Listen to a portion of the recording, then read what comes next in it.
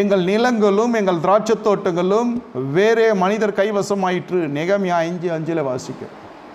இது எதனால் என்று கேட்டால், அந்த நெகேமியா புஸ்தகத்தில் நீங்கள் வாசிக்கிற பொழுது, எஸ்ரா புஸ்தகத்தை நீங்கள் வாசிக்கிற பொழுது அது சொல்லப்படுகிறது, வேறு ஜனங்களை குடும்பத்தின் அங்கத்தினால் சேர்க்க ஆரம்பித்தார்கள். அந்நிய ஸ்திரீகளை சேர்த்து கொண்டோம், பாவம் பெருகிற்று, எங்கள் பிள்ளைகள் எல்லாம் திசை மாறி போனார்கள். ஏன் அந்நிய ஸ்திரீகளை சேர்க்கொண்டு, ஏன் அந்நிய நுகத்தை பிணைக்கப்படக்கூடாது என்றால், அவர்களுடைய ஆராதனை முறைகள் வேறு, நம்முடைய ஆராதனை முறைகள் வேறு. அவங்க எல்லாம் சேர்த்து எல்லாமே தெய்வம் என்று சொல்லிவிட்டு போய்விடுவாங்க. நம்ம என்ன சொல்லுவோம்? இயேசு தான் தெய்வம் என்று சொல்லுவோம். இதுக்கு அதுக்கும் சரிப்பட்டு வராது. என்னை கேட்டுக்கொண்டிருக்க தேவனுடைய ஜனமே, தேவன் உங்களிடத்தில் சொல்லுகிற காரியம் என்னவென்று கேட்டால், இது எல்லாம் தோட்டத்தை பிரச்சனை பண்ணுகிறது. அதனால்தான் உபாகமம் 22வது அதிகாரம் 9-10 வசனம் என்ன சொல்லுகிறது? இந்த இடத்துல மாட்டையும் கழுதையும் பிணைத்து விடாது இருப்பாயாக என்று வேதம் சொல்லுகிறது. மாட்டை